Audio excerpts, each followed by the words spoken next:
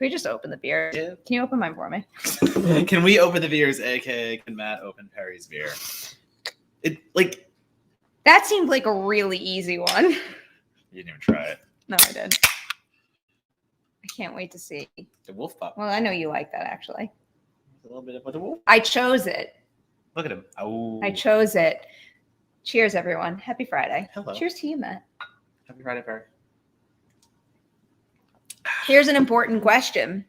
How is the connection tonight, guys? Does it look okay? One dot. I've got one bar. One bar on the... I feel like I checked it right before we went live, and I was in a pretty good position, but I don't like how it's been behaving all week. The video we're seeing looks okay. Doesn't it look great? It looks great. It looks like a really crisp, clear connection. I hope that's what everyone's seeing. I really hope that is what you're all seeing. So we actually have to kick this off with a super chat. Travis is here. Happy birthday to me. It was yesterday. Happy belated birthday, Travis. I hope you had a wonderful day celebrating. I'm obsessed with Star Wars Visions. Do you think The Ninth Jedi would be a good premise for a sequel trilogy? Oh boy, I wish I could comment on that more, but I haven't watched Star Wars Visions. I just keep looking on social media and seeing all the wonderful things everyone is saying about it. So I need to get on that. Visions is like the what if for Star Wars, correct?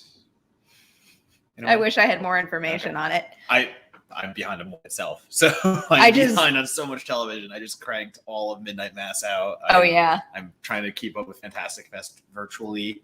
So and all of my other reviews. So I'm behind on a lot of Star Wars stuff. Behind. Like I really wanted to watch Bad Batch and I never watched that.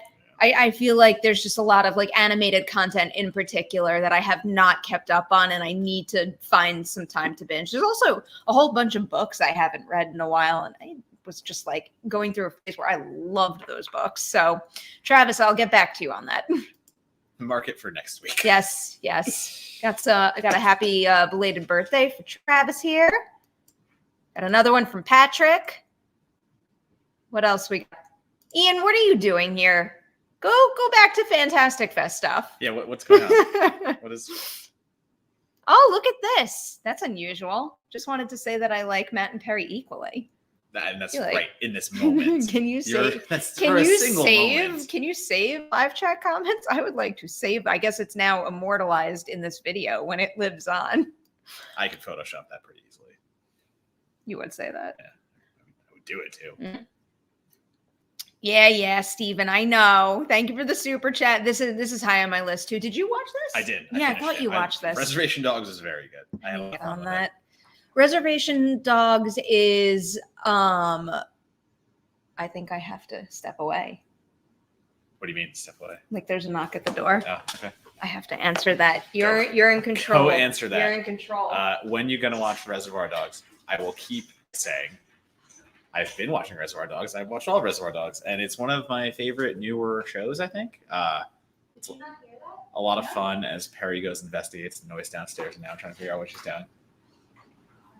Is there no knock there? Perri, you going to sing? I am. I'm really like getting neurotic about this.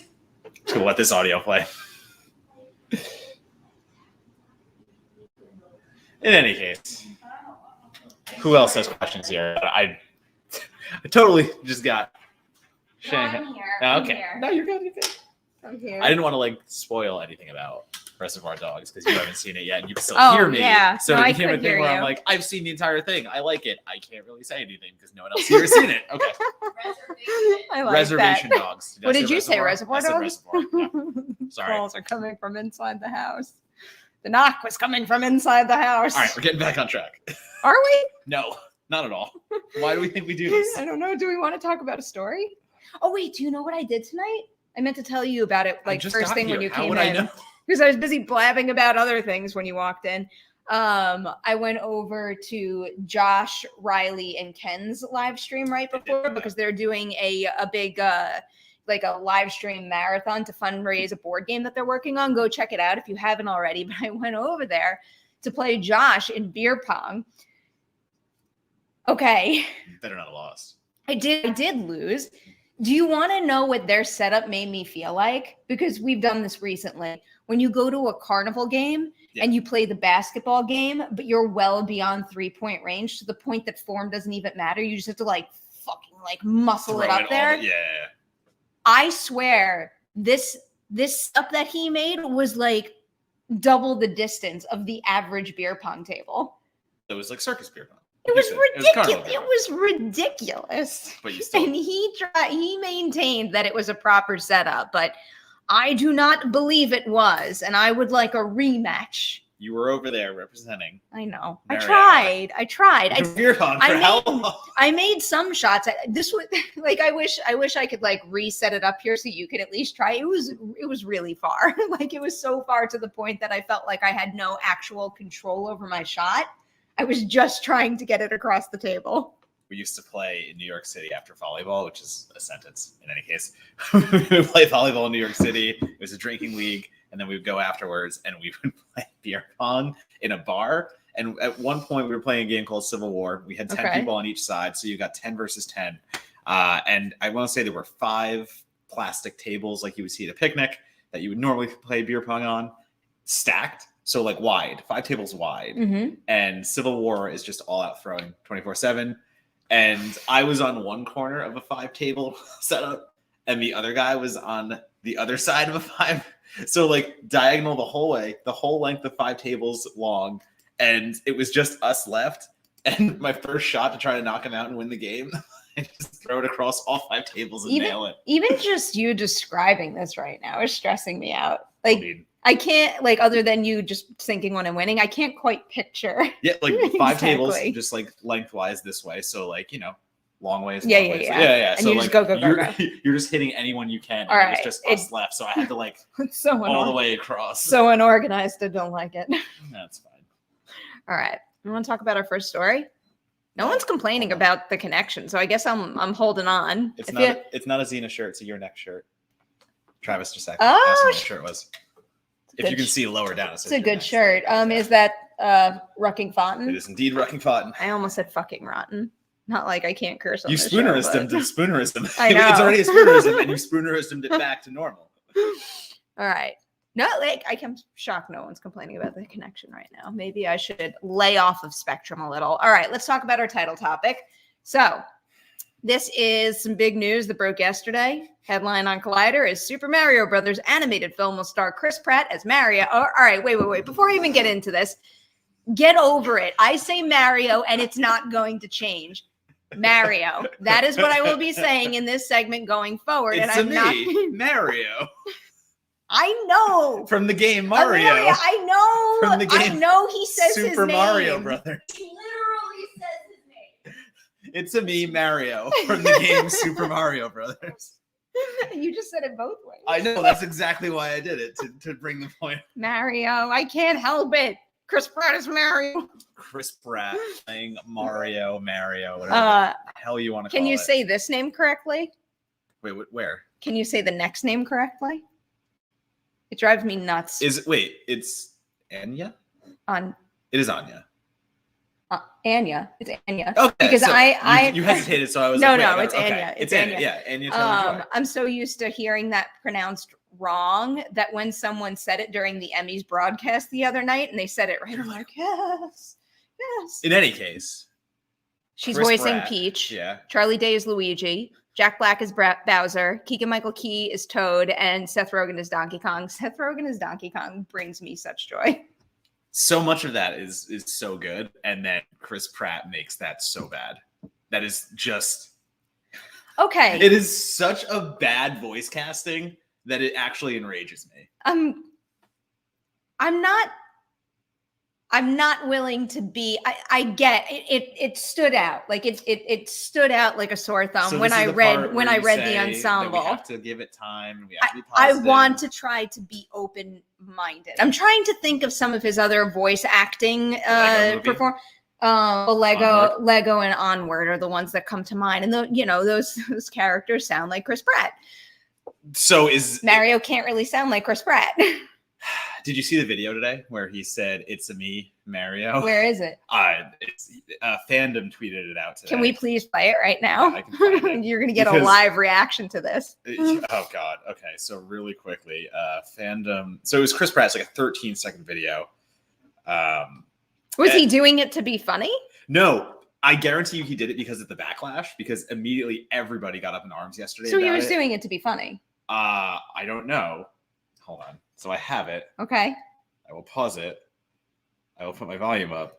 And so like this is his response to yesterday, because can I see it while you I want to like see his expression. I'm sure the studio kind of knows that the internet exists, and I'm sure they saw all the tweets and, you know, like people out there like me tweeting that this was a dumb fuck level decision. I mean, this is just it's such bad voice casting. It is horrendously bad voice casting on like Scoob level. So that is what we have here. And here as it is right now, it's a Mario. That's not the voice. You'll have to wait to hear the voice, but we've been working hard at it, and I'm really excited to announce that I'm going to be the voice of that video game that I dreamed about playing as a kid.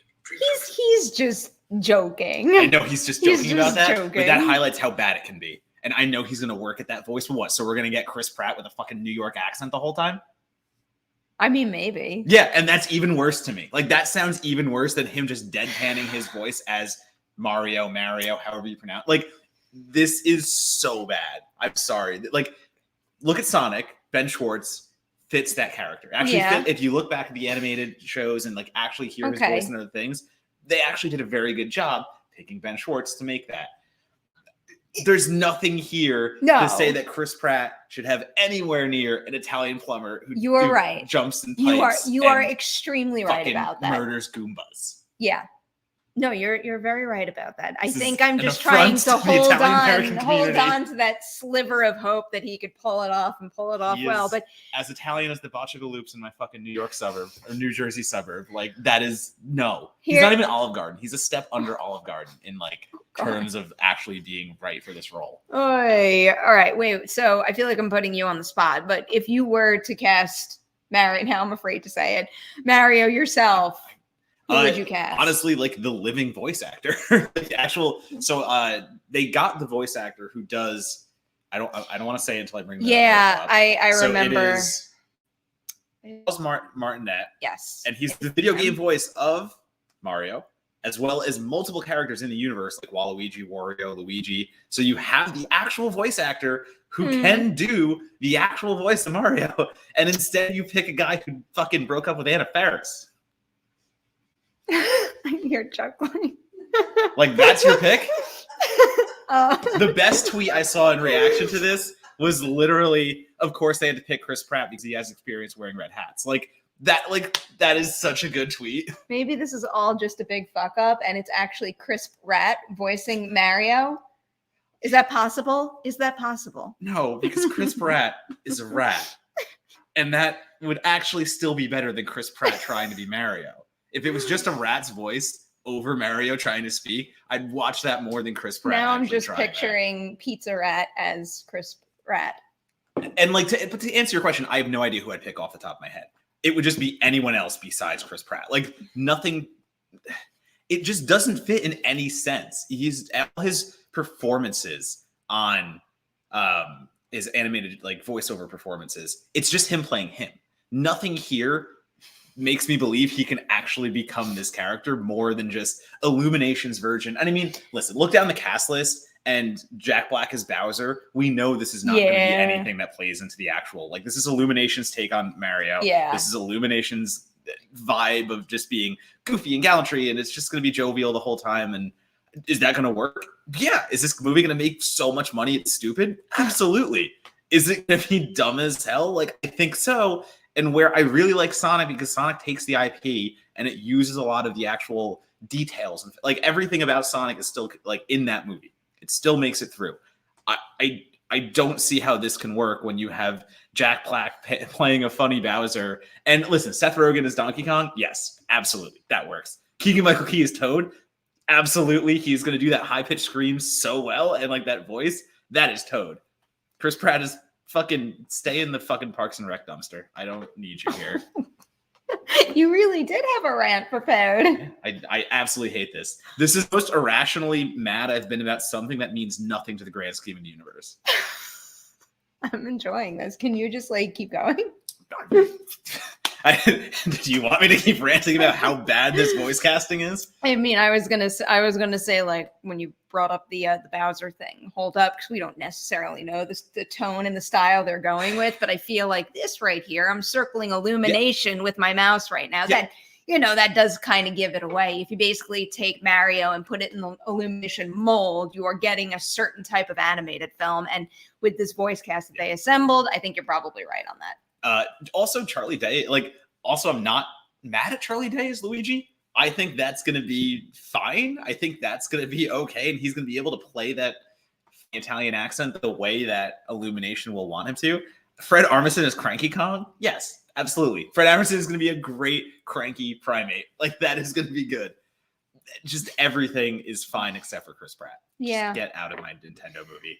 The movie that he dreamed about playing as a child, because apparently he didn't play it. He just dreamed about doing it. That's what he says. It's his words. You're going to release a video on the internet. Make sure you say it right. Oh my God. I love this so much. All right. What do you guys think? I would be a better Italian man to recast in that voice role. That's got a whole bunch of love for Charlie Day. Yeah. I actually do think that would be Anya funny. Taylor-Joy. I think that, her and Anya's Peach, absolutely fine. I really wish that I had done my homework and I could have come up with a better option to play Mario. Maybe Chris Pratt is voicing Wario and the press release is a typo. I'd be fine with that. Actually, I wouldn't. But that's also the funny thing here, because it says Charles Martinet is brought into the film to the voice cast to do cameos. So the assumption here is that he's going to reprise the voice of someone like Wario, someone like Waluigi possibly, because all the rest are kind of taken at this point. Which begs the question of, if you're going to have the actual voice actor play some of the roles, why would you not have the actual voice actor play the rest? Either go full force and recast everyone. Don't tempt us and tease us and say, oh, here's the actual voice over here for some of the characters, but we got Chris fucking Pratt for the big one. I have a question. I played a lot of Mario growing up, but I can't fully recall right now. Does Mario or Luigi have a lower tone voice? They don't really have much of a voice, because throughout the games they don't really talk. They just go whoa and stuff, like when they play Mario Kart. Yeah, exactly. So that themselves, I guess you do have license. You do have the license to say we don't really know the voices, because the only voices we know are from the animateds, unless you watch John Leguizamo and Bob Hoskins technically have the only real voices for Mario and Luigi. I love that movie more than I should. But if you play the games, it's all through written dialogue and it's all through text bubbles and things of that nature. So that it's much more of that, and you just get a few here we goes and things of that nature. Okay. So all right, you can argue the license is there to do things creatively. I just am furious at Chris Pratt doing this. I'm so determined to find a bet. What about Bill Hader? Can he voice? He can voice anyone. Yeah. I don't know. Maybe Bill Hader. Maybe they should call him instead. He would be a great. Because I could hear his wow. He'd be a really good Waluigi. You're probably right. When I brought up the Mario versus Luigi voice thing, I started to think maybe Charlie Day would have been a better fit for Mario. Let him do Mario and Luigi. Yeah, let him do both. I mean, also there's no Yoshi voice casting. What is up with that? Let's get some Yoshi in there. Does Yoshi need a voice cast? That seems like the kind of thing that Charles Martinet can do. Yeah, that would be if that was Martinet. He did multiple voices. He did a lot. I don't know. I do love Yoshi though. I hope they have. I love people in the chat being don't care about. Well, I do. Sorry, and I have a microphone. Who does it? Vanya doesn't care. It's okay, Vanya. We care about something some days, and we care about American Horror Story the other days. I'll give you something though. I haven't finished I guess they're up to the end of the first half of the season, the first portion of Double Feature. Have they gotten past that? Maybe my mom's just behind, but she basically gave me a whole rundown on what she thought of the first half of the season, which she was loving it, thought it was the greatest thing ever. And then I think the last episode of that section disappointed her. She thought it was predictable. Yeah, I stopped honestly 3 in. The only 3, 4, yeah. The only reason I stopped was because I had to go over to the Midnight Mass binge. Yeah. And then I had to binge Y the Last Man. I haven't even started Y the Last Man yet. Why is no one talking about Y the Last Man? It's pretty good. I mean, and that is coming from someone who has no attachment or knowledge of the source material whatsoever. It's like I know the basic premise, but I've never read any of it. But I think the show is really good and has a whole bunch of great performances. That ensemble is incredible. I think there's a few things that a lot of people aren't talking about right now. Like what? I mean, if you want to look like movie-wise, I feel like there's so many. There's such a lot of content coming out now. Yeah. TV, streaming, everything. I think Lee mentioned the Nowhere Inn, and like the Nowhere Inn came out, and just like everyone was kind of hyped when it got announced, and then nobody talked about it when it came out, and I haven't. Who's heard in the Nowhere Inn? Of course, I'm blanking on freaking names now. I feel like that was at Sundance, not this year, but the year before. St. Vincent. Yes, St. Vincent. Yeah, it was. It was at Sundance in 2020. Wasn't it? But then wasn't it supposed to play South by too? And then I think so. Yeah. South by that got canceled. Yeah. So then it finally it's just a weird thing that a lot of people aren't talking about a movie like that, which has a niche audience, like from the Portlandia vibe and creators in a way. So I just there's just so much content out there. It's hard to keep up with, and things like Why the Last Man are going to fall through, especially it's on like Hulu and something like that. I did want to watch Squid Game that MK Songbird brought up. I wanted to watch it. Looks that. It looks like my vibe of just a crazy deathmatch game show. I probably would like that.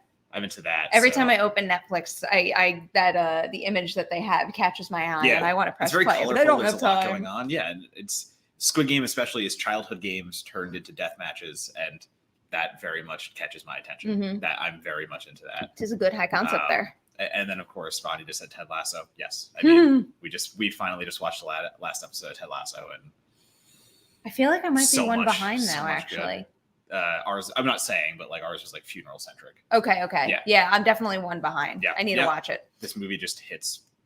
This show just hits the right way every time. It's insane. It's insane how good it is. Deserves all those Emmys. I know, and that's so because I didn't start until after it got all the hype, and I'm just like, it can't be as good as everyone says, right? And like it is. It really is actually a rare case that the hype is so deserved. All right. Here's an awkward transition. I'm going to go to this one here. Yeah, because I feel like we're talking about a trailer for an upcoming movie, and the movie is a whole lot of hype right now. But I have a bad feeling that the movie's not going to meet our expectations, and it's Night Teeth. I don't know. I just have a bad feeling about it. The trailer is fine. The cast, suits that kind better of than trailer. The cast suits that kind of material where it does suggest to me, we are going for like a fun, edgy bloodbath type thing. But I just get the feeling like they're trying to cram some of their best stuff in this trailer, and there are a couple of lines that are just like they really don't work. It's like you're trying too hard to be sexy vampires. I don't know if I got like that kind of vibe 100%. I was in on the whole trailer. I'm fine with the Uber driver getting sucked into an underworld of stylish, posh vampires, like basically ruling the nightlife scene. And agreed. Like the cast, Sydney Sweeney, Megan Fox, everyone is in there that I need to see doing this. They have attitude. I'll also bet you Sydney Sweeney and Megan Fox are probably going to be in it for like a matter of minutes. Yeah, no, I do. The way they set it up, I think Megan Fox especially is not going to be in it that often. She is playing one of the more sophisticated, in charge vampires. So they will be not shown as much. She's not in the car with the driver the whole time. She's not in that kind of feel. But I think I'm more into it than you are. I'm into the aesthetic. I'm into what's going on there. So I'm not into it. It's just the trailer is also like, while I am intrigued and I very much want to see this movie, the trailer is coming with red flags. Like there's things about the trailer that are saying, don't get too excited by this. The trailer may be cool, but the ultimate film is going to be not as cool as you want it to be. Is this like we talk about a lot of Netflix trailers that kind of come out and like I feel like there were 2 episodes. A little bit. Like we were having a conversation maybe 2 episodes ago, and Gunpowder Milkshake. Well, it was even more than that. Red Notice, or what's the Red? Oh, Red Notice with Dwayne Johnson, Ryan Reynolds. Yeah. No, I think Netflix knows how to cut a trailer that is very in your face with the things that you want to see immediately. Which makes sense. Which that's what a trailer should do. It should hook you into a movie, and that's exactly the way it should pull you. But like, I didn't feel it as much in Night Teeth. I guess it's like when Lucy Fry's character goes, "You give good blood." It's a great line. I laughed out Shut loud. up. I laughed out loud Are at you that. kidding Yeah, me? absolutely. I'm like, that's dumb. I Like, love it. it's so dumb. It's so dumb. That might be our preferences as well, because give me that dumb, stupid, obvious line. I think that's funny. I don't know about that. I don't know. Do you want to pick our next one? Oh, I want to know what you thought about this. Oh yeah, the American Underdog trailer. Yeah, sure. Tell me about that. I did watch it. For those of you that don't know, American Underdog stars Zachary Levi or Levy? Levi, right? Now you're making me confused. Zachary Levi. Yeah, okay. Zachary Levi as NFL legend Kurt Warner. So this is very much a sports drama. Anya Taylor-Joy, Chris Pratt. Zachary Levi. In any case, it is, and those of you that know Kurt Warner know that he came from basically nothing and became a Super Bowl winning quarterback. So like legendary quarterback, honestly. And just later in his career than any other kind of NFL quarterback, he did not get the opportunities that we see a lot of college kids get these days. He was not that good then. So he had to basically quit football for a little bit. He got released. He was working in a supermarket, and that's where he retried out later in his life. Like literally it's not a joke. He was in a supermarket, and it's one of those lines where one of his coworkers is like, why don't you you should be playing football? And it's the thing of like, yeah, I tried already. But he's like, screw it. I'm going to work even harder, come back and do it. And he did. He had the opportunity to be on the Rams. He had the opportunity to be back up. Then he got the call at the right moment. It's the Tom Brady scenario where that one moment means everything. And he came back in. And he got to take over basically the Rams for however many years and become the quarterback that he was. And then he went to the Cardinals. But in any case, I knew Kurt Warner as the football player, but the trailer for the movie very much is playing the religious aspect a little bit. There's a lot of mention of faith, a lot of mention of God and that nature. So I just wasn't ready for that. And it goes to show like how much I knew about him as the football player and how much we know about these athletes as on the field, but then stuff off the field. Like I didn't know he was that much into being a man of faith in that nature. So that struck me in an interesting way. There's only one joke worse than you give good blood. What? Evan. God damn it. Why am I laughing like a child at that? No. It's very good. In any case, I'm weirdly into the name of the movie that I'm forgetting that you just took the tab away from. Oh, sorry. American Underdog. I like an underdog story. You sell me on that. So a sports movie that is literally about the ultimate underdog, and that is Kurt Warner. I'm still going to watch it. I'm intrigued by it. I always feel bad describing something like this because I know there's a lot of fans of these movies out here, but I think it's like the easiest way to convey how I read this trailer. It's got a very Lifetime quality to it. Yeah. And I agree. That's not really the type of content that falls within my taste. So the trailer kind of gave me pause for that reason, but I like football. Oh. I like Zachary Levi. I'll give it a shot. You get me more with the Lifetime vibe as long as it's a sports movie. Like if it's more horror thriller, Intrusion just came out this week on Netflix, and that had what I describe as a Lifetime vibe, and it was very bad. It was a bad movie for that. I'm trying to think of like the Netflix horror thriller movie that I watched that had the Lifetime vibe earlier this year. Oh my God, I can't remember anyone who's in the movie now. It was with one of the ones from Riverdale. There's a lot of people in Riverdale. Yeah, like one of the leads in Riverdale. Oh, man, this movie is never gonna come to my mind. I'm sure I've seen it, and I'm sure I gave it a bad review if you're describing something of that nature. But like Intrusion had like Logan Marshall Green and Freddie Pinto, and absolutely terrible. I was vaguely aware of that. Yeah, it's bad. It's real bad. Like I was assuming it was purchased like as a Hallmark exclusive, and Netflix was like, we need something to fill this slot in spooky season. They've got a lot of spooky season content.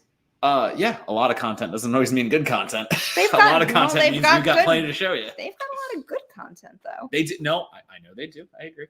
I'm sitting on a movie for next week. But are you allowed to talk about that? That one, no. No One Gets Out Alive, I believe, is the one that releases next week. There's someone inside the house. Yeah, that one. Did you see that?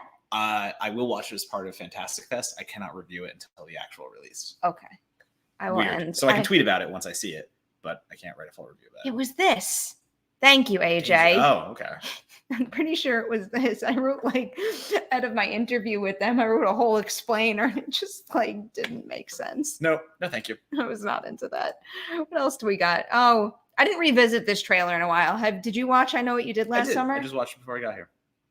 Did you watch any of the actual show or just the trailer? No, I have all the screeners. So do I. I haven't touched them yet. Yeah, I'm in the same boat right now. I keep meaning to watch them. If it's just like a time thing. It looks very much like an updated I Know What You Did Last Summer. There's no way around it. I think like the Scream show, from what I haven't seen all the seasons of Scream, the actual show, but I watched the first two, but I stopped watching when they when they basically rebooted it, because the main reason I was watching was because I grew to love that ensemble so much, and then all of a sudden they took it away. So from what I saw of the Scream, the franchise, the show, the series, the show, they did something different. It wasn't just trying to be a redo of Scream all over again. It did try to at least, in some ways, for better or worse. For better or worse, but it did try to do something different. Where I Know What You Did Last Summer from the trailer looks exactly the same, just with a different cast and a younger audience. Honestly, it feels like it's geared towards a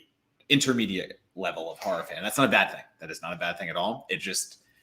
It's an interesting kind of like revamp, I guess. It feels like it's got like a CW Riverdale-ish kind of vibe to me. Which, I get why they would reshape it to be something like that. It just doesn't look like it's taking any risks, is what I would say. I guess so. It's going to be like honestly a more sanitized version of the movie. I'm curious. The trailer didn't quite work for me, but I'm still very eager to see those screeners. It kind of looks like going with another The Craft, which Amazon also did. So, they purchased it. They purchased it and then they put it out, but it looks like it fits in that new Craft vibe. We also missed another one above that. New Craft vibe? New Craft. Yeah. The new Craft movie. Yeah. I thought you were like creating like a new subgenre term there. Yeah, no, it's a subgenre. It's New Craft. It's like chippies. I think we missed another one on top too. Oh, we did? Yeah. Yeah, Vanya's. Vanya. I have not.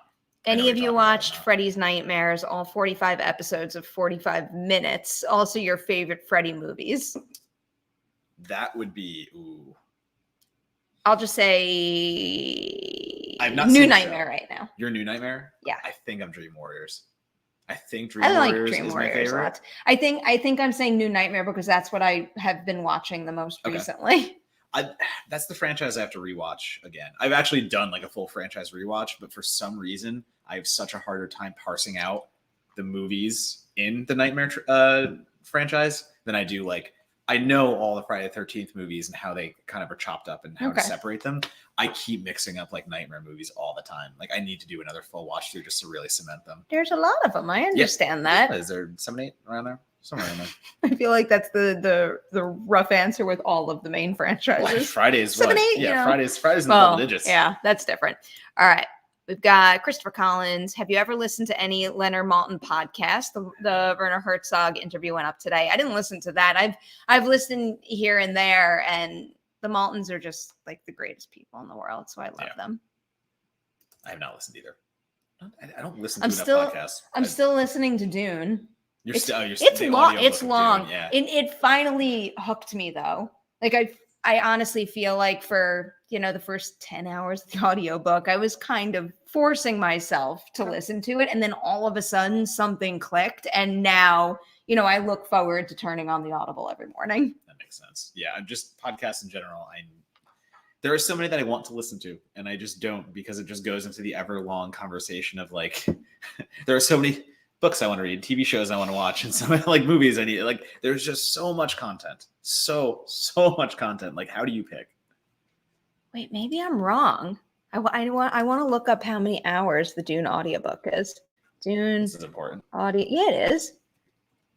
Yeah, you know how long the 21 hours and 60 yeah, minutes, no, it probably was about the halfway mark for me that I got hooked. So I think I was kind of right with that. You know how long the It audiobook is? No. 44 hours. And it's worth every second. You did the whole thing? It's great. I've done the whole thing more than once. Was that your marathon I did re-listen to some of it while I was training, but my main marathon book was Dr. Sleep. Okay. Like I listened to the whole thing straight through while training, and then that was the audiobook that I chose to listen to while I'm wearing this shirt. Literally in New York. Is that why you brought it up? No, not at all. Actually, I totally. That's so weird. But I listened to Dr. Sleep the entire New York Marathon. Gotcha. I feel like that's the way I should start doing that because I just zone out on like music when I go on the treadmill or I go for a run. I should try doing an audiobook just to see short runs. It's like if we ever do a real half marathon, I would recommend trying something like an audiobook when you get to the longer distances for your training because you can listen to a whole lot of music, but there's something else that comes with getting lost in an audiobook where you totally forget how long you've been going for if the story is that engaging. That's why I've always liked it. That makes sense. Because I'm going for 45 minutes a day. So it's like I still get 45 minutes 5 times a week where that could take chunks out of an audiobook pretty quickly. Mm-hmm. Okay. All right. Highly recommend. So how would I keep up with all the new music that comes out then? What happens then?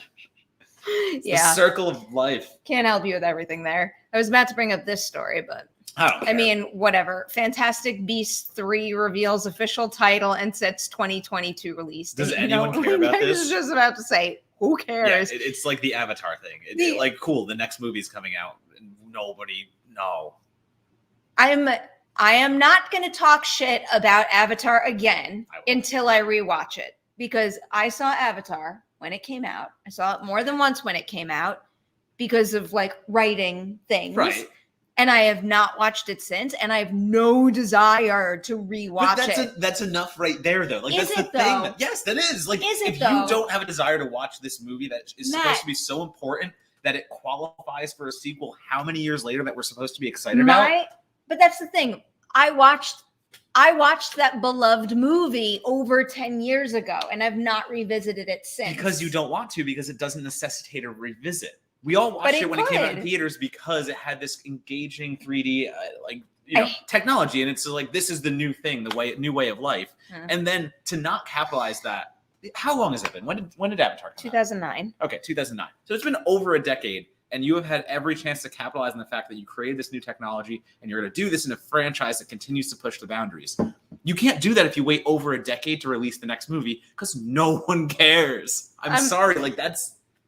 I'm very curious to see what happens with those movies because it does feel like an especially long gap. And yes, Avatar is one of the highest earning movies of all time, but it does feel like in that particular case, because it wasn't part of a pre-existing franchise, it's more likely that interest has waned to the point that these other sequels might not do well unless they happen to be fantastic. And, James Cameron's proved time and time again that you have to believe in him film quality wise and at the box office too. So that's not against James Cameron. It's not against James Cameron as a filmmaker. It's not against what Cameron has done in the past, because absolutely, he's earned every bit of his he's earned every bit of the money that has now basically made him own a submarine and just go search the ocean, because that's what James Cameron could do. Evan, you're in that right. Evan brings up a really good point here. Saw a tweet that basically said how weird it was that despite Avatar being the highest grossing film ever, it has zero pop culture footprint, which is exactly true. I would say the only not like a full footprint, but like an itty bitty toe is the fact that it's got a presence at Disney World. But then again, that's its distributor making it a part of its theme park. But, how many people do you see walking around wearing Avatar shirts or having Avatar products? The only thing that I really remember that came out of Avatar was Ben Stiller dressing up for the Oscars to present the award about that in a while. In full Avatar costume. I don't remember anything about the movie. I remember that thing of Ben Stiller in full costume and makeup, and that's what I remember about Avatar. All right, start Sam Worthington. Sam Worthington is pretty good. The movie's as unforgettable as Sam Worthington is. Matt, what's not going to be unforgettable when? Can you tell the difference between Sam Worthington and Jamie Dornan? Fantasy football. Yes, I can very easily, for that matter. No, you can't. All right. You line up Sam Worthington and Jamie Dornan, same person. Not like Same person. not a bit. Yes, Not a you bit. say that now. I'm trying. There was definitely a recent Sam Worthington title that I saw, and now I can't pull the title. But like, all right, wait, I'm going to do this really quickly. Sam You're really Worthington. Googling. No, because there's definitely a title that comes to mind. Like I could say that Jamie Dornan makes himself stand out in Barb and Star. I will absolutely never forget in a million years now. You're right. Jamie Dornan did show a side of himself in Barb and Star, and I was did that just he can emote something. Maybe I'm thinking of a bad thing. No, I thought he was quite good in Hacksaw Ridge, but I happened to just see him in as white guy soldier in Lansky. He's got like a good role in that. Oh, okay. But I also just saw him in Lansky, and I didn't think that movie was remember very those good. Clash of the Titans movies? No. I do remember them very well because I covered them quite a bit, and they were not very good. Wrath of the Titans. Yeah. Man on a Ledge. Get out of here. All right. I mean, yeah. This is the sassy episode. Apparently it is. This whole Mario thing really just put sour on myself. It's gonna get even sassier because it looks like Caleb is gonna beat you in. Wait, would you be 0-3? I haven't won a single game in any of my leagues so far. I'm 0 for 6 right now in fantasy football. I'm just getting shellacked. What are you looking like in our sleeper league right now? I'm projected to win, but that hasn't meant shit so far. Who are you playing? Mr. Robert Daniels. Aren't you in the sleeper league like a high score number again? Yeah. Again, because that was you last year too. Yeah, I think I'm number 1 in sleeper right now. I can look at sleeper and I think I play Ian in our Patreon league this week, and we were chatting the other day, and I'm already like to him, like, maybe you should just forget to update your lineup because you're a Fantastic Fest. I had a good feeling after like some of my drafts, and Wait. The draft I felt best about is the league I am the worst in right now. Of course, I lost Mostert week 1. I lost Landry week 2.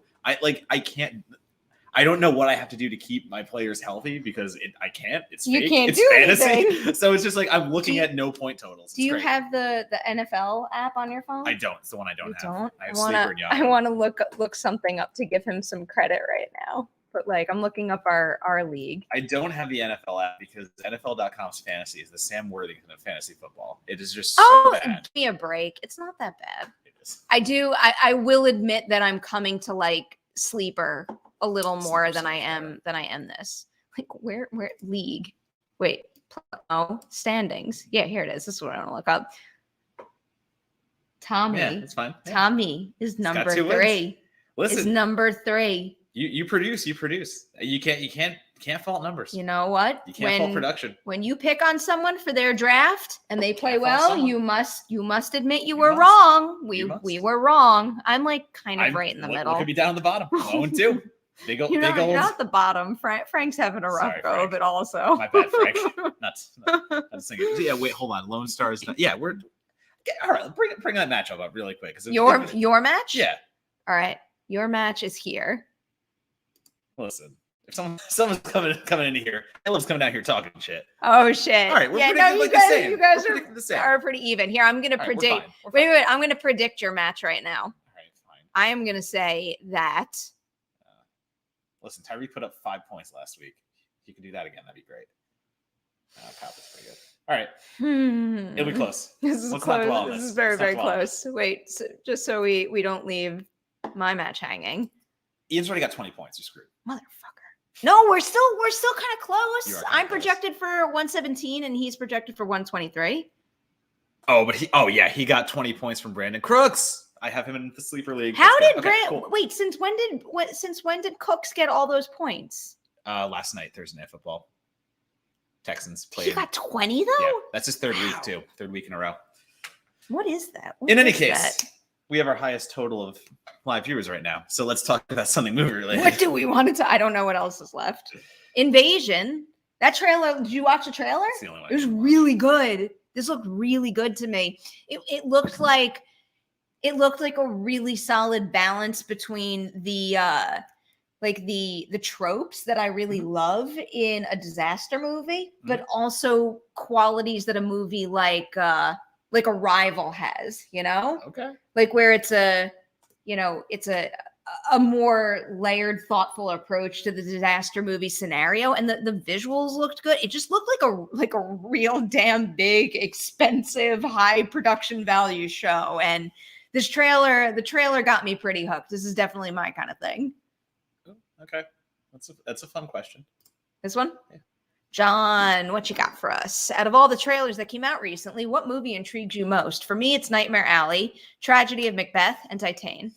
Titane is so wild. I think I see it finally next week. Yeah, so I've seen Titane, and it's so funny because like it just opened Fantastic Fest, and the reactions are all over the place, as they should be. It will be the most divisive movie of the year. It is so artful. It is so untamed. I don't know if people are gonna like it or hate it. I'm curious. I'm curious how I'm going to react to something like that. It does have to be Nightmare Alley for me, based on what trailers have come out recently and what's out there. Nightmare Alley is just from the right people, starring the right cast, and Guillermo. Yeah, that enough for me. That's what has me the most excited. I think I'm going to go with the same, because it's like, in addition to just having a whole lot of faith in Guillermo and that whole ensemble he put together, having read the source material, there's just there's that added excitement of seeing those characters come to life before your eyes, and I don't know, maybe even coming to life even stronger than those visuals came to mind for me while reading the book. That's fair. Annabelle, what's up, my friend? Glad to see everyone in good spirits. Was curious what feature you wish had or deserves a sequel. Animation counts as well. I would want Malignant to end on a sequel or have a streaming series. I have an answer right off the top of my head for this. Because it gives me an opportunity to plug an upcoming episode of Ladies Night. I'm gonna be in beer. Okay, so I'll lose my shit live on camera. Live on camera. That's why I stopped. So the reason why I was busy binge watching all of Why the Last Man is because one of my upcoming guests on Collider Ladies Night is Olivia Thirlby. And guess what we spoke about? Dread. And we talked about the possibility of a sequel. And that is obviously a movie that it didn't really get the fanfare it needed when it first came out to justify the studio paying for a sequel, but it is pretty widely beloved, and there is constant sequel talk from the fan base now. So feels like they maybe should reconsider continuing that and turning it into a franchise. But she said some really interesting things about her character and whether or not she would be interested in continuing on with the character that it's just fresh on my mind. And also I rewatched that for the interview, and it just reminded me how much I dig that movie and how much I want to see more of it. Good. Yeah, no, Dread is phenomenal. I didn't like Dread when I first saw it. First time? That's another one that I would probably add to the pile with The Invitation. I remember I saw it at, I think it was its premiere screening at San Diego Comic-Con. Okay. And I was like, it was fine, but I didn't really like it that much. And then I watched it again, and that's when the obsession kicked in, and then I kept watching it again and again and again. See, Dread to me is interesting that you wouldn't like it at a Comic-Con environment, because isn't that weird? Well, because you're tired, you've been doing so many things at Comic-Con, and to me, something slower, that's the movie that you're not in the mood for. Where Dread is just an adrenaline shot. Yeah. So that's interesting that you actually liked it more after. It was my very first Comic-Con, so I wonder if I was just so overwhelmed by the whole thing that I was thrown off. I don't know. I'm just making excuses for myself. There's so many sequels that I want to see, but I've returned to a movie called Tragedy Girls a lot because good choice. Yeah, it's just so primed for a sequel, and it's so primed for a pseudo slasher film that had every right to be a whole franchise and to keep exploring these characters. The characters were in high school at the time; they were off to college. For those who don't know, Tragedy Girls, basically, it's horror online influencers who start killing people to keep their influence growing, and that going from high school to college was so interesting to me. So if we ever get that someday, that is something that I very much want to see, and I hope we do. Trying to think of some other options. Brandon brings up a good one. I would see a Mitchell's versus the Machine sequel. So would I. I mean, my big budget one is I want to see, and maybe it's not a sequel. So not sequel here. I'll go prequel, but I want something more from Cabin in the Woods. I just want something more out of that IP. Yes. So give me an earlier stage where we all know how Cabin ends. If you don't, I won't spoil it, but like go watch Cabin in the Woods. So I'd want to see something in the pre-days. Did that give you that idea? No, There's a it didn't. Cabin in the Woods poster sitting in the corner of the I mean, it's room. very much an influence. I can see it, but there's so much to do with that whole business element, the corporate angle, whatever you want to go with there. That's what I want to see more of, how that gets set up. And also, there's a lot of things in the basement that could come out. So I like that. Maybe it's a show. Maybe it's a Cabin in the Woods show where we're able to spend time like with those each monsters. week is a different. I like that. I feel like this is a bad answer to the question because it already has had sequels, but how about a Final Destination 6? Where is that movie? Well, aren't they trying to do a reboot? Sorry, not a remake, but they're trying to do a reboot, I believe. A reboot? Like as in erasing what came before? No. Do not do that. I think it would be one of those things, maybe Evil Dead-esque, where you're going back to the world and you will acknowledge that the movies beforehand exist, but we start anew. I don't remember hearing that, but you might be right. It's floating around. The thing that I remember that I really want, and I don't know if it was something that was legit and actually being considered, but wasn't there like a concept trailer for Final Destination, like the Dark Ages? And it was on this like old timey boat where you had to like row and stuff, and the disaster part happened on the boat. Like, wouldn't that be so cool to have like a way back Final Destination? Cool. I love that idea. A few people, I think, actually brought up the Raid. Yeah, there's a lot of the Raid. I agree, because we did get a sequel, but that should have been a trilogy. Like, that very much was supposed to be a trilogy, and it just never happened. I want that to be the trilogy it deserves to be. That is a very easy answer there. All right. What else? Do we want to hit anything else before we talk about Midnight Mass? Spencer trailer's great. Spencer trailer's great. Yeah, I don't know what else to say there. Great. Pro Kristen Stewart, always pro Kristen Stewart.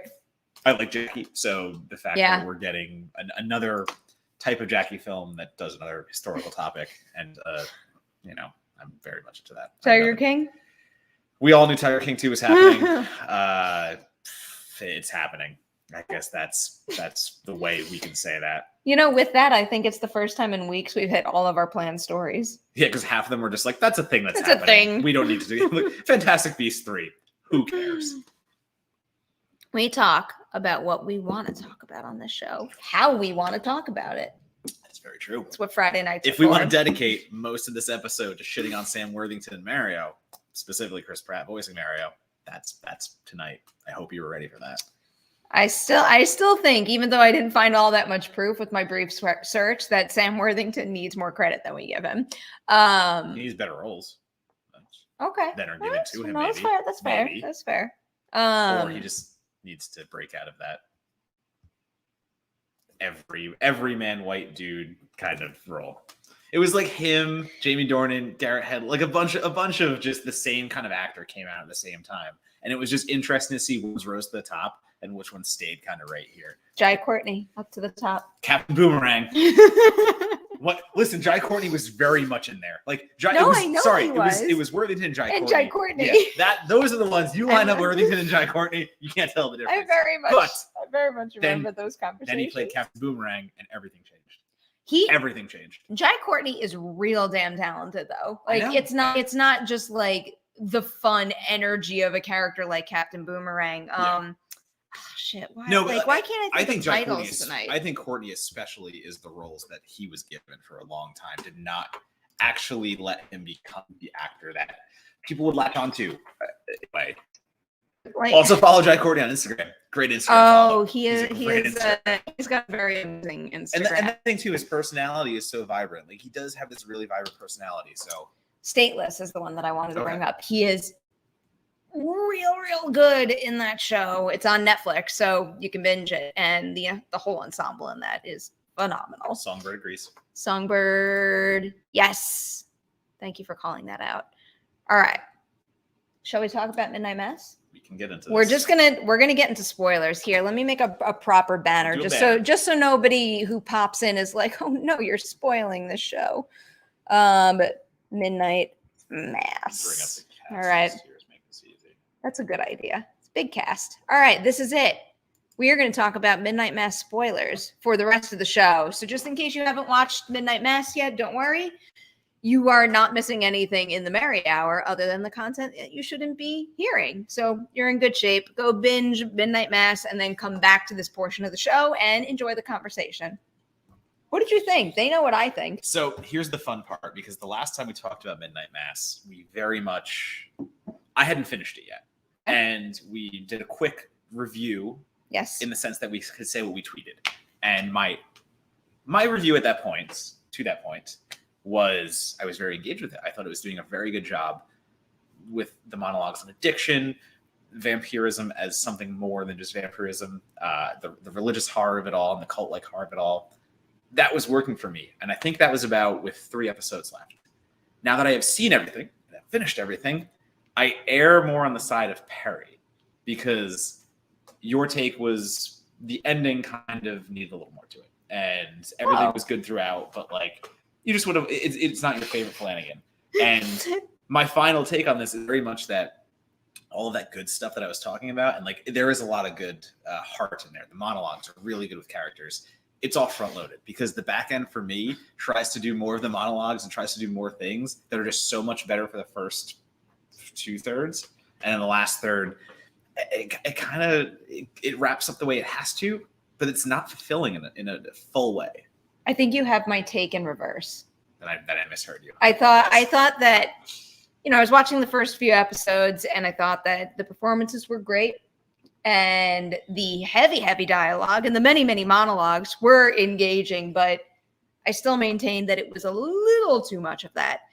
But it wasn't until we started to get into the horror of it all and the supernatural that I really felt Midnight Mass's claws dig in and hook me. And that's what happened. And when the momentum of the horror picked up, that's when, my engagement level went through the roof. But, it's a very interesting watch, because I know a lot of people out there are going to do this where they're going to compare one Flanagan show to the other. I don't necessarily think that this cast of characters is as easy to fall in love with as, let's say, the casts of Bly or Hill House, but I almost think that's by design. I mean, Flanagan is tackling this scenario and these topics and these themes from the perspective of so many different people, and people that are on like all possible spaces of the spectrum of good and evil. Like, you have people with hearts of gold, and then you have people like Bev Keane who are just like running around warping scripture to just best suit their own needs. And,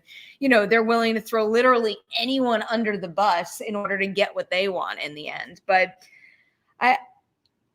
I think that the messiness of the show and the lack of clarity that feels frustrating in certain beats also feels very human to me, and that therefore makes the show a little more insightful than the typical material that we get that covers these types of topics. So in the end, I thought it was a pretty layered, detailed, and while it isn't necessarily a show that wraps everything all up neat and clean and puts a little bow on top, I found it very, very satisfying on a realistic and honest level, which I wasn't quite expecting. I think the show is talking too much to the audience in moments, and I do think about some of the monologues towards the end where he's trying to capture that cup of stars moment as the series is coming to a close, and I don't think he ever does. But this is still overall a good show. I do want to say that out loud. And I think this is Flanagan doing what he does best, not at his best, but it's still better than a lot of the shit out there. Just like you said, Flanagan is so good at hitting the emotion and horror. And I think he's hit that emotion a little better previously, but he's still so much better at a lot of people at hitting those emotional beats. Which monologues did you not like towards the end? I did not like the outro monologue from Aaron? From Aaron, yeah. I did not like that monologue at all. Okay. I think that rambles on a little bit, and it gives us... Vinny did a really good job of summarizing it. I did read Vinny's piece on it. It was a good review. Just the way that he kind of summarizes the fact that, Flanagan is so good at delivering that emotional sense and really getting in deep into it, but he just gets a little too deep and gets caught up in his own words here, and he just keeps kind of talking in circles in some ways. And I think that does detract from the horrors on screen. And that sequence is so horrific. It is. There's so much good horrific stuff, and I think Hamish Linklater so good. Like literally, probably will be one of my favorite. Will be one of my favorite television performances of the year. The actress who played Bev Keane, Samantha Sloyan again a tremendous villain, so good. The two of them, I think that really all the performances in the show are very, very good. The two of them are operating on like another level. Exactly. But I mean, like you have like extremely talented, good actors, and then you have wherever Hamish Linklater and Sam Sloyan live. That stuff was next level, and that's why this show is engaging the whole way, and that is why it's an easy watch in that sense. But I feel like it did get a little long at the end, and those hour-long episodes really did wear on me towards the last two. The end. Yeah, that's the thing. I had that at the beginning. At the end, I could have spent more and more time, and like I loved the fact that things basically spin out of control at the end. I love the fact that they still give us like a couple of beats of quiet with the remaining characters. It's like I love the stuff in the house right before Annie confronts Bev and she died. Like those are the kinds of beats that I think make the ultimate ending for the show really powerful, because you didn't get the chance to, live with these characters and understand where they're coming from, understand how they're feeling right now, and understand how they're processing all this stuff they're hearing from the community, then none of the horror would have played as well as it did in the end. I think the handoff from Zach Gilford's character to the remaining quote-unquote heroes of the show, I think that was fumbled a little bit too. It's not a clean handoff. I was wondering what you thought about that. So the frustrating thing is I like his arc. I like everything they're doing about addiction, everything they're saying about everything that goes into his alcoholism, and unfortunately the thing that he does and how he tries to become a better person despite it. Everything in that arc is good. But that handoff when he is taken out of the show, the handoff, the way that it is actually handed off, it just feels like it's not clean. It never feels like a clean kind of transition. And I feel like that arc gets kind of like chopped a little bit. A little bit of choppy. I wonder if we're using like clean in the same way. That it did feel like a clean break to me. Like it very much felt like the end of Riley's story, and using the end of Riley's story to push Erin in a very particular direction, even though it wasn't the direction that Riley intended. My problem with that moment is like it's more the logic of it all. And the way that I'm justifying that being okay is Riley just went through something extreme and very traumatic. And when someone goes through something like that, they might not think through their next decisions very clearly, but does it make all that much sense to bring Erin out on a boat, to isolate yourself so that you can't get away, to ensure that she sees you burn alive, so that she rows to a different shore to save herself, even though you flat out said that she's never going to row to another shore. She's going to go back home, especially when you could have just stayed on the island, stuck your arm out a window and be like, look at me burn. Now you see it, and now you can't not believe it. Well, if we're gonna get into that specific moment, I think that's a really good moment of the way that like Catholicism works and the way religion works, because Riley at that point he's not a man of God. He's going back to the church only because his parents want him to. He's only becoming that part of that lifestyle because his parents have kind of ousted him in a way.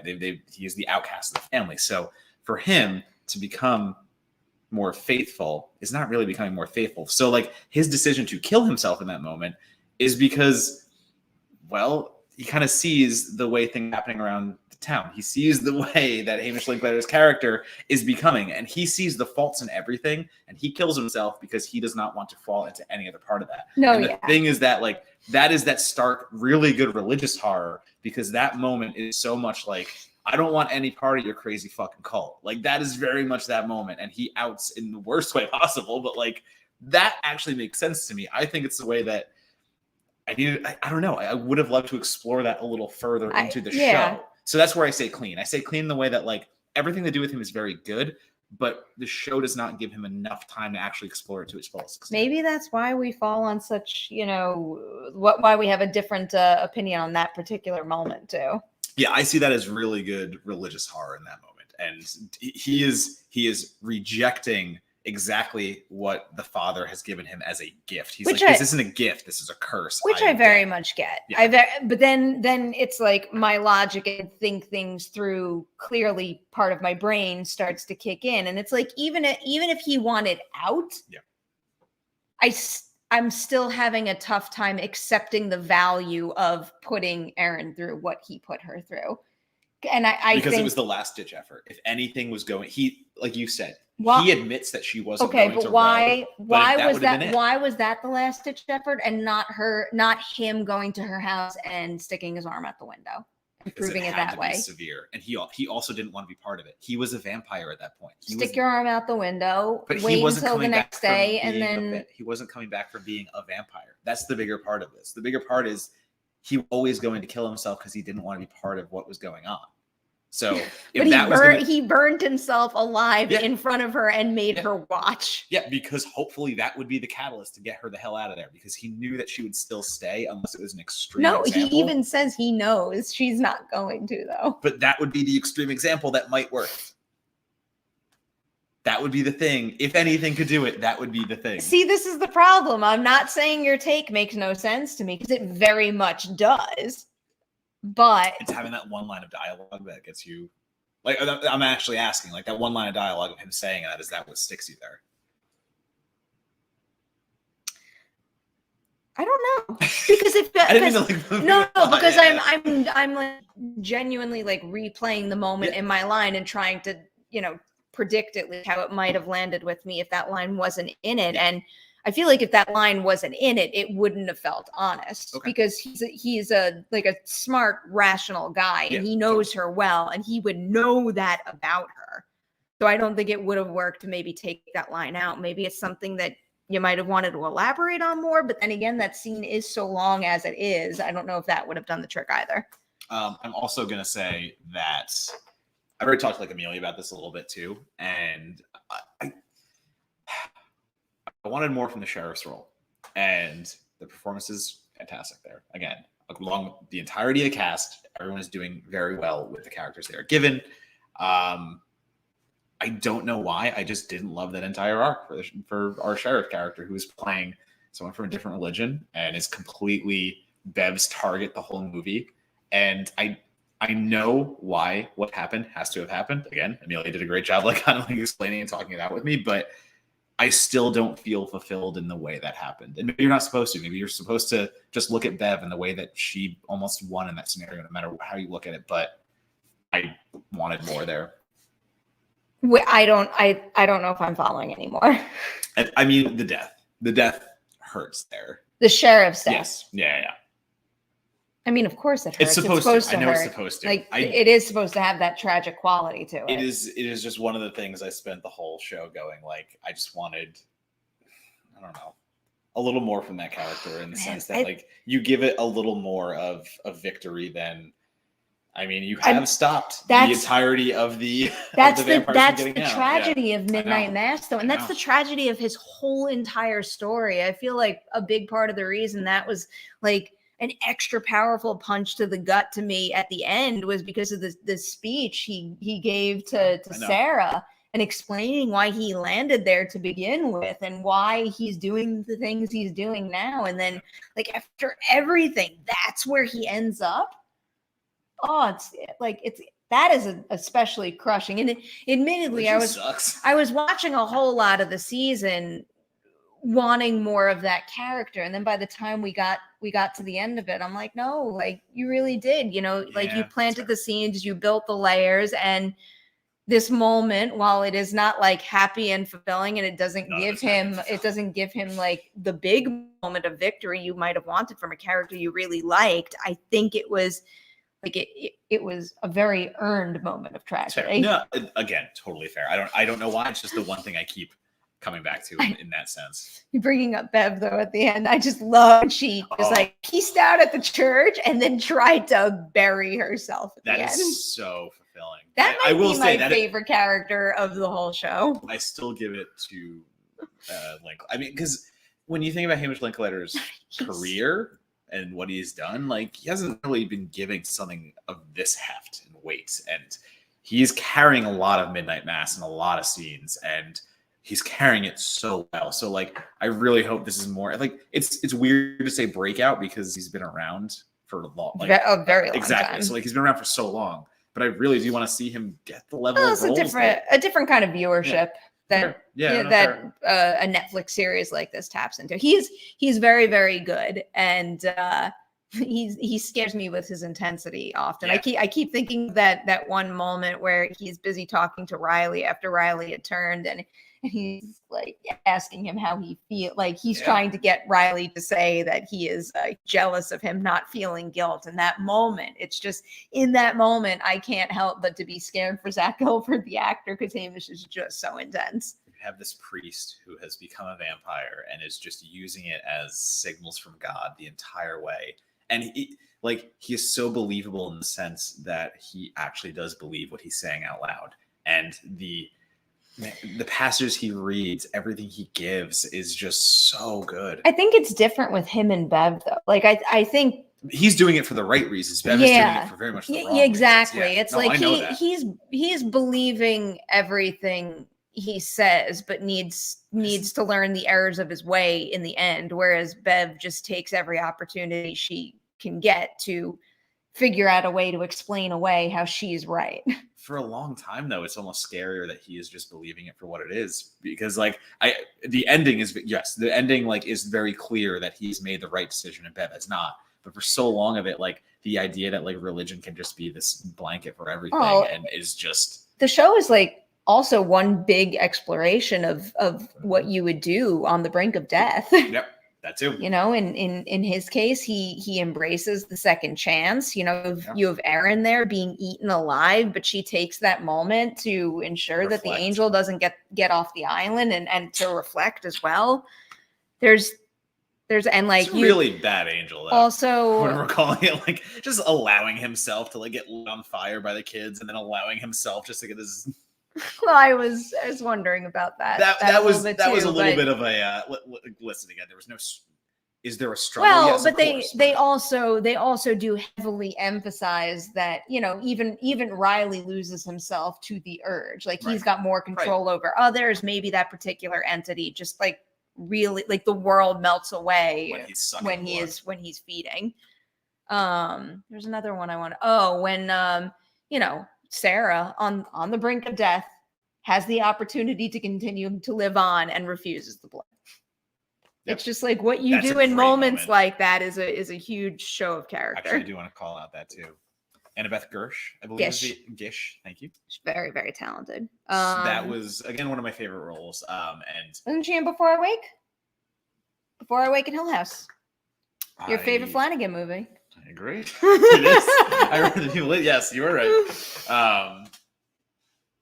Did you see how long did it take you to pick up on the de-evolution the de-aging of the characters? Too quick. Okay. I think the problem is I spotted Alex Esso like that. So that's so funny because when I was watching it with Amelia, we thought it was number one, it took me a little longer. I'm gonna admit this out loud. It took me a little longer to pick up on the de-aging of everything. Yeah. It's not until I want to say it wasn't until maybe Hamish Linklater's character. I think when Father Paul shows 3. Up. Okay. Yeah. So when Father Paul shows up, I'm like, well, he shows up in 1, but like you see him older in 3. I think. So in episode 3 is when I actually was like, wait, that is not an actual old man. That is someone in prosthetics. So for me, we actually thought it was Annabelle. We actually thought that was Annabelle Gish as playing. Annabelle. That was going to play. Jesus Christ. Sorry, it's under the laptop and it's like shadowed. In any case, we thought that was that actress playing the other character too, which was very interesting. And then once we got to like episode 4 and it was starting to look way more like, I was like, that's right, Alex Esso is in the show. I think it was mainly Alex Esso who gave it away, just because like I know who she is and I was able to see those features shining through the makeup work, but also I noticed Henry Thomas the second he popped on screen. I'm like, that's like you look a little old. That is actually. And then the combination of the two, you know, made me start to think. The mayor's wife. I think I know what's happening. I think the mayor's wife losing the glasses was when I really was like, That's right. And That makes Annie sense. Flynn losing the glasses. That is right too. For some reason I recognized that on the mayor's wife first because she Yeah, gets yeah. up in front of the congregation. She and I'm does. like, wait, hold on. That was, but yeah, again, like I think that's the really good subtlety that Flanagan is good at.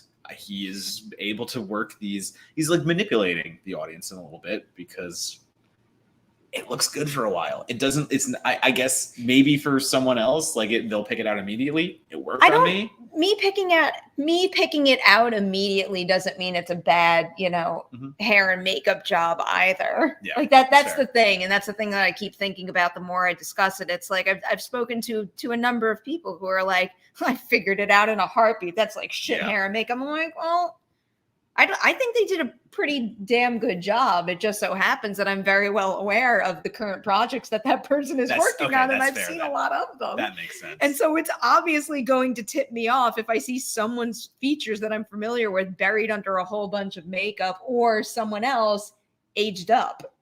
What was your favorite monologue?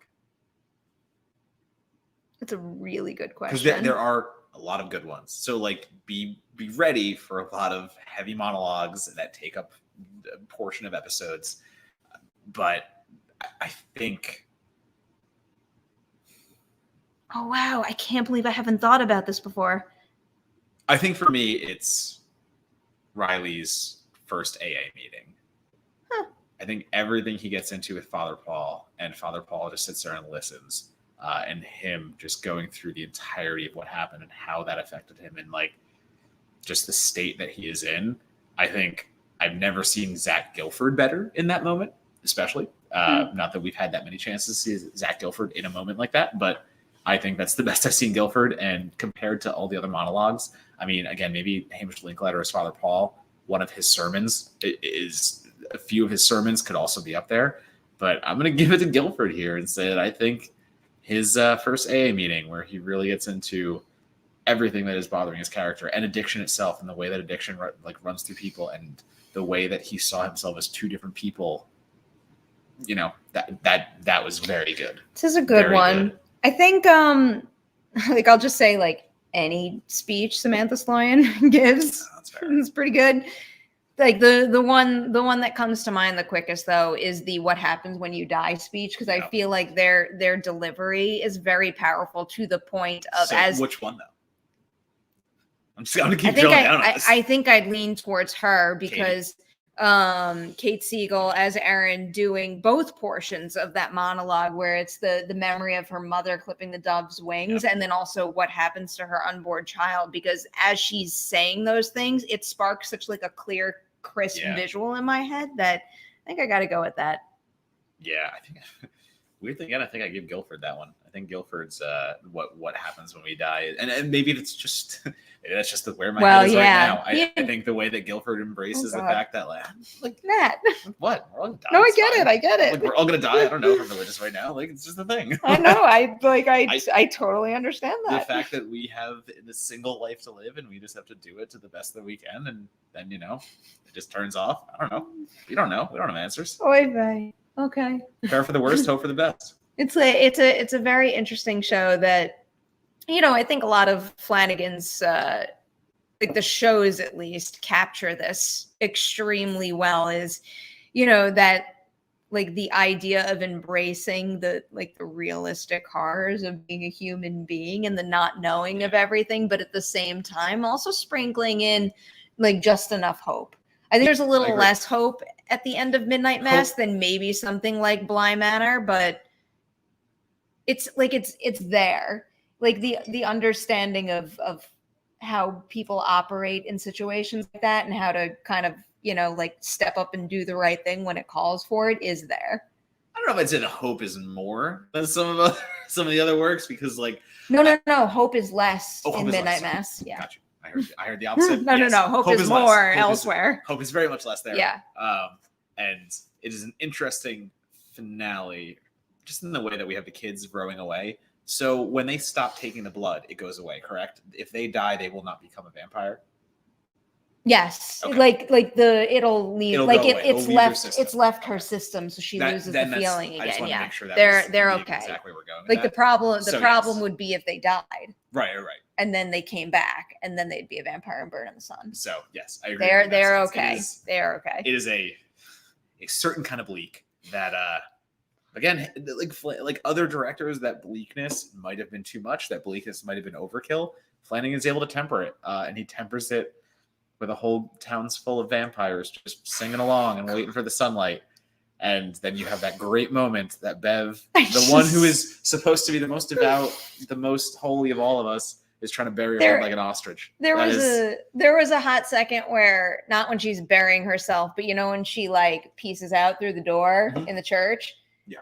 There was like a hot second where I was wondering if it was just purely out of fear or if she was trying to manipulate the situation, because technically if she didn't turn, she'd have like a different kind of control over the community if she was the only one who could go off island and walk out during the day. But obviously if she put herself in that situation, it would come with a whole different set of risks where she could be killed by them. So I don't know. I was just playing around with that idea. Yeah. I think end of the day, it's a good show. I mean, like, that's the thing. I'm not going to say it's not a good show. Is it the worst of what I've seen of Flanagan's television? I haven't seen Bly. I still haven't. I say that. I can't handle it, Matt. I haven't seen Bly. It pales in comparison to Hill House to me. Midnight Mass is a good show. They're different. Worth a watch. They are very different. I still think he's more effective in Hill House. I don't think he's as effective in Midnight Mass. Again, he gets monologue heavy, and that's fine. It just gets a little clunky at points when the monologues are not up to the snuff continually. That's the thing, though. This is a bleaker series. Like when I'm just looking at Hill House, Bly, and this, and you asked me which was my favorite. Usually, when I say a favorite, it's likely it's the thing that I'm more likely to rewatch. And obviously, I'm going to want to rewatch Bly and Hill House over this because of the nature of the material. Okay. But I think they're all great. I think they're trying to do different things, and I think he's an incredible creative and leader. Look at that last fucking chat there. I don't even want to put it on screen. I'm gonna. On screen. Chris Pratt plays every single role. Okay, with that, we're leaving. We're done. It's a good comment. This is a good place to. Patrick, I'm even gonna leave it on screen for this outro. Do you want to plug anything before we go? At Donatobomb, Twitter, Letterboxd, Instagram, Certified Forgotten Twitter. We got a Patreon, podcast. Just do all the things. Do all those things. I'll go Ladies' Night. Caitlin Deaver is up and running. Kate Siegel's episode will be live first thing tomorrow morning. Next week is Vanessa Hudgens. The week after that is Olivia Thirlby. And those are the only ones I have in the can. I have other things on the schedule, but I'm not going to say them out loud because I don't want to jinx them. Not a bad few to have in the can. Yeah, I know. I'm feeling pretty good about that. All right. We are out of